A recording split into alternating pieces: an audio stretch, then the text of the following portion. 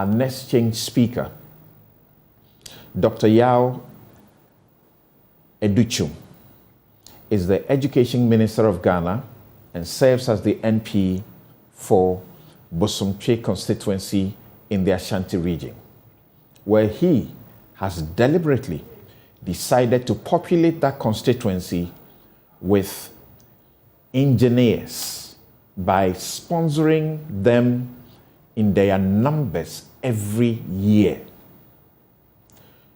He's thinking about the future. He's also the founder and former chief executive officer of New Designs Charter School. The two schools have a combined enrollment of about 1,200 students in grades 6 to 12 in Los Angeles. I'm sure you have seen that success story. Through his college preparatory focus, New Design Charter Schools' minimum graduation requirements exceed California's A to G requirements, which set the criteria for acceptance into four-year universities. Prior to founding the first New Design Charter School, he worked as mathematics and information technology teacher at Manual Arts High School for 10 years. At Manual Arts High School, he founded the International Studies Academy, which served as a small learning community where many students thrived socially and academically. He's your hands-on minister, touring the country and teaching in classrooms. He speaks to us on changing our nation through education. Let's hear him. I'm glad to have been given this great opportunity to speak with you. I believe that our nation's fortunes can be transformed if we transform our education system. So we can't change the fortunes of our nation through education.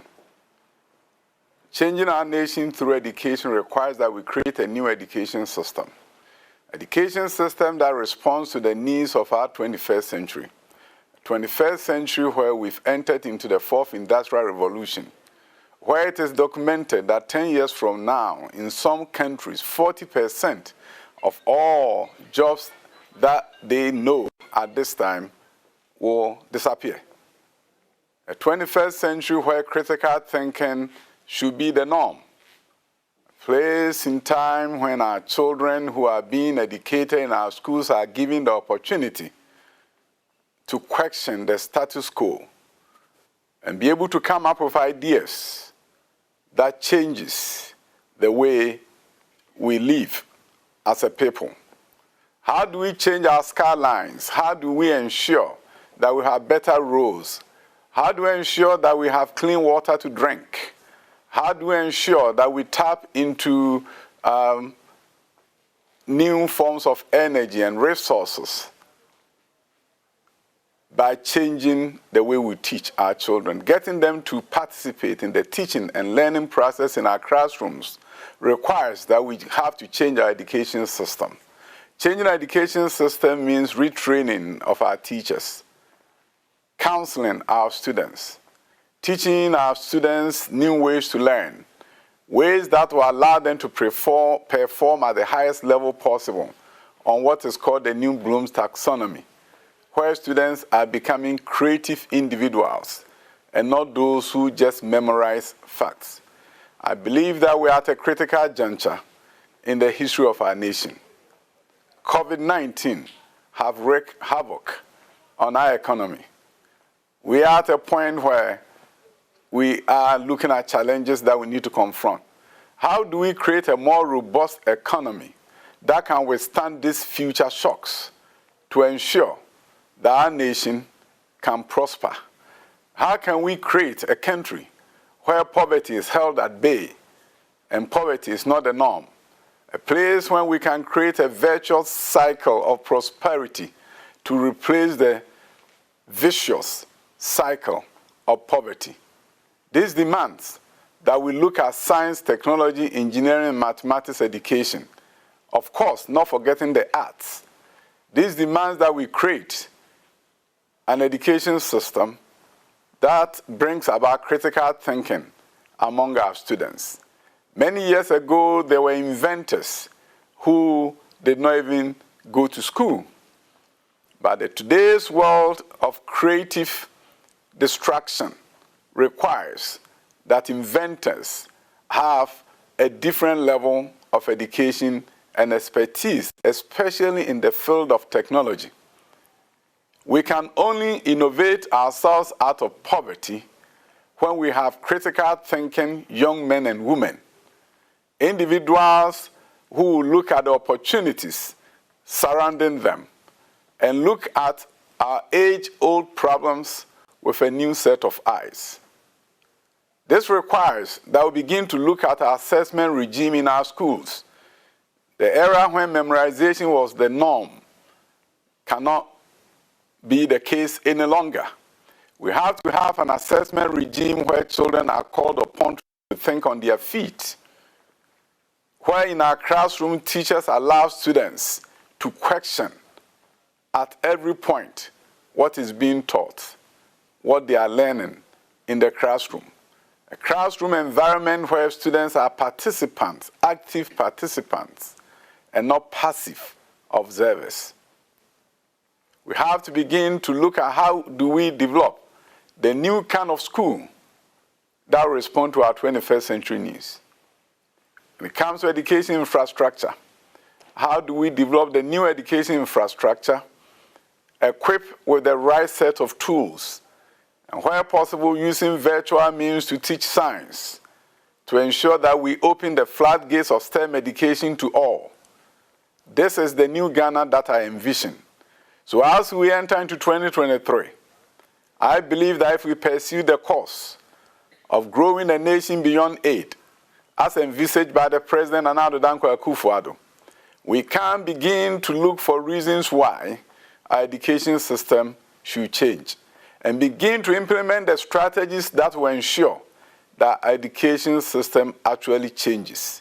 Begin to get a more empowered teacher to be in charge of affairs in the classroom, an empowered teacher who empowers students and ensure that these students will become the innovators of our new 21st century, in an environment where teaching and learning will become something that is appreciated and cherished, not because we have to write an exam, but because we have to overcome the challenges that we face as a nation. And that should be the kind of education system we all pursue. We have to begin to look at how do you use technology to enhance education policy making. How do we ensure that you know the areas where there are deep challenges? How do you know the districts that are having major challenges to be confronted? That is why I'm so happy that we have the national standardized test, which with the permission and resources from the President, we are now assessing students in primary 2 and primary 4 across the length and breadth of this nation. Last year's pilot exam gave us so much data that we are now using to look at new decision making. When we saw that students in primary 4 in the northern regions were outperforming students in the eastern and western regions, it was something that gave us a pause to begin to look at, diving deeper to find out what are the causes of disparities in achievement. When we saw that students from a half a region had more high performance scores than others, it gave us a pause to begin to look at what is happening in a half a region and how can we replicate same in other regions that are struggling in terms of achievement in literacy and numeracy. This year, we have assessed students in primary 2 and primary 4. The data that will come out in the next few months is going to give us an opportunity to do further analysis to see what we need to do right. This data is going to give parents the opportunity to support their children in areas where they are not doing well. This data that will come out from our assessment is also going to help us at the national level to begin to look at what aspect of mathematics we need to improve upon. If it's in the area of geometry, this data is going to help us do that. But we're also building a longitudinal database through a new and more robust student information systems. With the deployment of the system, we're going to be able to track student performance from across the length and breadth of this nation, be able to know which regions are having high dropout rate, drill down from the region to the district and to a school level, and even to a student level, for us to forever know that if we say there's a high dropout rate in one region, it is probably not a dropout. It may be because the students are moving from that region to another region. But for the first time in the history of this nation, when we build a student information system, we are going to be able to know how students are doing, how communities are doing. This leads me to one innovative approach that we're going to be employing in the coming year, and that is community of excellence. I believe we can transform one village at a time through education. But in order for us to do that, we have to be able to measure the learning poverty in that community and change it once and for all. The World Bank indicates that by age 10, if a student cannot read for understanding, that student is learning poor. But also, if that community cannot have students reading for understanding, there's learning poverty in that community. In sub-Saharan Africa, the last data that came out indicated that 87% of students are not reading for understanding, and consequently, we have a learning poverty of 87%. Ghana has to be an exception in this area. We want to have communities where 90% of our students read for understanding, so learning poverty will only be at 10%. For us to create that kind of community demands that we begin to implement strategies at our community level, where the chiefs and people, the assembly members, anyone in that community knows how well their school is doing, where teachers who are posted to the community are provided accommodation in that community, where there are serious concerns about teacher posting, we rectify that. Our goal is to ensure that across the length and breadth of this nation, we are creating learning hubs, giving schools the opportunity to transform their fortunes. We believe that when we transform learning one village at a time, we are transforming learning in this great nation of ours. I believe that the better days of our nation is ahead of us and not behind us. But that calls for the development of a more robust education system, anchored on STEM, anchored on the arts, education system with high rates of literacy, education system that can compete with the rest of the world. That's why I'm excited that we're going to be able as a nation participate in other international assessment so that we can benchmark our local curriculum with that of other nations around the world. So that if other nations are changing their fortunes through education, Ghana too can change our fortunes through education. I believe that the better days that's ahead of us will have to be anchored in an education system that will stand the test of time, an education system that will outperform other countries around the world, an education system that will not play second fiddle to that of any other nation. Our teachers, once empowered, will produce students forever empowered.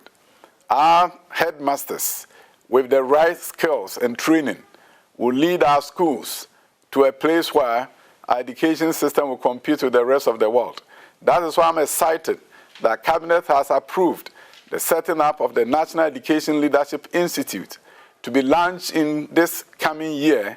The National Education Leadership Institute will be able to produce the next generation of education leaders in this country, those individuals who will lead the transformation of our schools, transformation of our children, ultimately the transformation of our dear nation, Ghana. Thank you for this wonderful opportunity. Dr.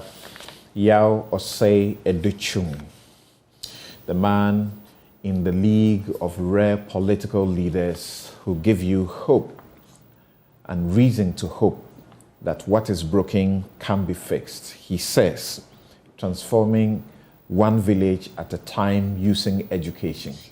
And he's showing by example.